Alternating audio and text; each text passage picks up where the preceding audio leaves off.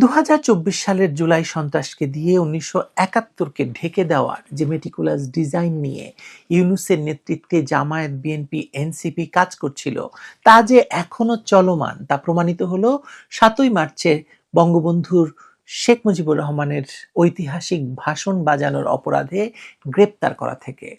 ইউনূস সরকারের অবৈধ শাসনামলে ভেঙে গুড়িয়ে দেওয়া ধানমন্ডি 32-এ শ্রদ্ধা জানাতে আসা ব্যক্তিদের গ্রেপ্তারের মধ্য দিয়ে প্রমাণিত হলো যে তারেক রহমানের সরকার আসলে ইউনূস সরকারের এক্সটেনশন।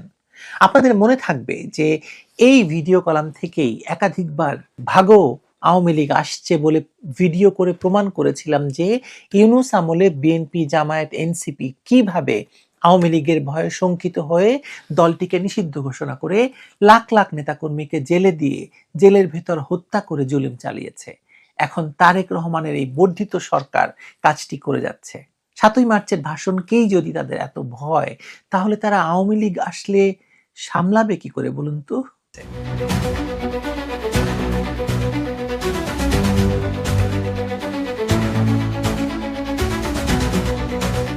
শাহবাগ থানার সামনে তোমাদের যা কিছু আছে তাই নিয়ে শত্রুর মোকাবেলা করতে হবে। 1971 সালের 7ই মার্চ বঙ্গবন্ধুর বজ্রকণ্ঠের এই আহ্বান ধ্বনিত হতেই শুরু হয়ে যায় তাণ্ডব। 3 জন তরুণ যারা শুধুমাত্র জাতির পিতার ঐতিহাসিক ভাষণ বাজিয়েছিলেন তাদের গ্রেপ্তার করে কারাগারে পাঠানো হয়। একজনকে মারধর করে রক্তাক্ত করা হয়। এই দৃশ্যটি 2024 সালের আগস্টে ক্ষমতা দখলের পর থেকে এখন পর্যন্ত বাংলাদেশের রাস্তাঘাটে ঘটা সবচেয়ে নিত্য নৈমিত্তিক দৃশ্য। একাধিকবার ঘটেছে। দেখতে দেখতে বাঙালির চোখ পচে গেছে। ইউনূস শুরু করেছিল, এখন তারেক রহমানের সরকারও তা অব্যাহত রেখেছে। ইউনূসের আমলে যারা এই নাটক করে আওয়ামী লীগকে গ্রেপ্তার, নির্যাতন করত, এখনো সেই বিএনপি, জামায়াত, এনসিপি মিলেই সেটি করছে। কিন্তু 7ই মার্চের ভাষণ বাজানোর জন্য কিংবা ধানমন্ডি 32-এ যাওয়ার জন্য তারেক রহমানের সরকারও ইউনূসের মতো ভীত হয়ে এসব ঘটাবে সেটি অনেকেই বিশ্বাস করতে পারছিলেন না। কিন্তু আমার কথা হলো, তারেক রহমানের সরকারের ভয় তো আরো বেশি, কারণ তাকে ক্ষমতায় বসানোই হয়েছে জুলাই জঙ্গিদের নিরাপত্তা নিশ্চিত করার জন্য, সেই সঙ্গে আওয়ামী লীগকে নিশ্চিহ্ন করার জন্য। যে কারণে তারা পুলিশ হত্যার বিচার করবে না, যে কারণে তারা ইন্ডেমনিটি তুলবে না। 7ই মার্চের ভাষণের প্রতি এই তীব্র প্রতিক্রিয়া আসলে তাদের ভেতরের ভয়ের স্বরূপ উন্মোচন করে দিচ্ছে আমাদের সামনে আবারও। এই ভাষণটি শুধুমাত্র একটি রাজনৈতিক বক্তৃতা নয়, এটি বাংলাদেশের স্বাধীনতা সংগ্রামের মূল প্রেরণা। এবারের সংগ্রাম স্বাধীনতার সংগ্রাম, এবারের সংগ্রাম আমাদের মুক্তির সংগ্রাম। জাতির আত্মপরিচয়ের ভিত্তি এই বাক্য। ইউনেস্কো যে ভাষণটিকে আন্তর্জাতিক মর্যাদা দিয়েছে, যারা এই ভাষণকে ভয় পায় তারা আসলে বাংলাদেশের স্বাধীনতার চেতনাকেই ভয় পায়। তাদের এই ভয়ের কারণ স্পষ্ট। তারা জানে যে এই ভাষণের প্রতিটি শব্দ মানুষের মনে স্বাধীনতার চেতনা জাগিয়ে তোলে, মুক্তিযুদ্ধের আদর্শ পুনরুজ্জীবিত করে। অবৈধ নির্বাহী আদেশে আওয়ামী লীগকে নিষিদ্ধ করার পর থেকেই এই ভয়ের লক্ষণ প্রকাশ পাচ্ছিল। লক্ষ লক্ষ নেতাকর্মীকে গ্রেপ্তার, জেলের ভেতরে হত্যা, অফিস বাড়িঘর লুট ভাঙচুর, এসবই ছিল আওয়ামী লীগের প্রত্যাবর্তনের আশঙ্কায় তাদের প্রতিক্রিয়া। তারা জানে যে আওয়ামী লীগ বাংলাদেশের সবচেয়ে জনপ্রিয় রাজনৈতিক দল, যার শেকড় বাংলাদেশের মানুষের হৃদয়ের গভীরে পতিত। বিএনপি জামায়াত জোটের এই ভয় আসলে নিরর্থক নয়। সাম্প্রতিক ঘটনাবলী তাদের আশঙ্কাকে আরো তীব্র করেছে। নির্বাচনের পর আওয়ামী লীগের নেতাকর্মীরা বিভিন্ন জেলায় সক্রিয় হতে শুরু করেছেন। পঞ্চগড় থেকে শুরু করে চট্টগ্রাম পর্যন্ত 15টি জেলায় দলীয় অফিস খোলা হয়েছে, পতাকা উত্তোলন হয়েছে, মাতৃভাষা দিবসের কর্মসূচি পালিত হয়েছে। এসব ঘটনা প্রমাণ করে যে আওয়ামী লীগ আবারও মাঠে ফিরে আসার প্রস্তুতি নিচ্ছে বা ফিরে এসেছে।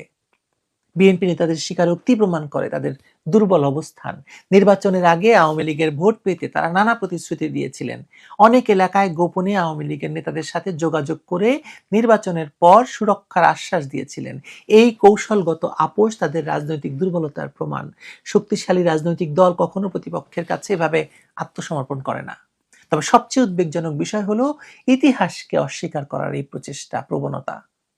7ই মার্চের ভাষণ বাংলাদেশের সংবিধানে স্বীকৃত, ইউনেস্কোর বিশ্ব ঐতিহ্যের অংশ। এই ভাষণ বাজানো অপরাধ নয়, এই ভাষণ তো নিষিদ্ধ নয়, কারণ এটি বাংলাদেশের রাষ্ট্রীয় ইতিহাসের অংশ, জাতীয় ইতিহাসের অংশ। যারা এই ভাষণকে নিষিদ্ধ করতে চায় তারা আসলে বাংলাদেশের মূল পরিচয়কে মুছে ফেলতে চায়। আওয়ামী লীগের নেতাকর্মীরা যখন শহীদ মিনারে ফুল দিতে গিয়ে গ্রেপ্তার হন, যখন মাতৃভাষা দিবসে কর্মসূচি করতে গিয়ে আটক হন, তখন এটি স্পষ্ট হয় যে তাদের অপরাধ রাজনৈতিক কর্মকাণ্ড নয়, অপরাধ হলো বাংলাদেশের প্রতি তাদের আনুগত্য। এই গ্রেপ্তারের মধ্য দিয়ে বিএনপি জামায়াত জোট তাদের নিজেদের দুর্বলতাকেই প্রকাশ করছে। সবচেয়ে ভয়াবহ বিষয় হলো জামায়াত শিবিরের এই সরকারের উপর ক্রমবর্ধমান প্রভাব। নির্বাচনে জামায়াতের প্রার্থীরা জিতেছেন, মন্ত্রিসভায় তাদের প্রতিনিধিত্ব আছে, তারা তো বিরোধী দলেও আছেন, সংসদে তাদের মানে বিরাট বড় দল গেছে, জিতিয়ে নিয়ে যাওয়া হয়েছে। সবচেয়ে বড় কথা, যুদ্ধাপরাধের দায়ে ফাঁসির দণ্ডপ্রাপ্ত আসামি এই মানে সংসদ সদস্য নির্বাচিত হয়েছেন। অবশ্য প্রধানমন্ত্রী মানে হত্যা মামলার আসামি ছিলেন, তাকেও দায় মুক্তি দিয়ে মানে প্রধানমন্ত্রী বানানো হয়েছে। মানে যে শক্তি ৭১-এ মানবতার বিরুদ্ধে অপরাধ করেছিল তারাই আজ ক্ষমতার অংশীদার।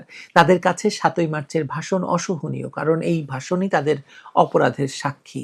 কিন্তু আপনাদের অনেকেরই হয়তো জানা আছে যে তাদের এই ভয়ের আসল কারণ আসছে ২৬শে মার্চে কি ঘটবে সেই আশঙ্কা থেকে।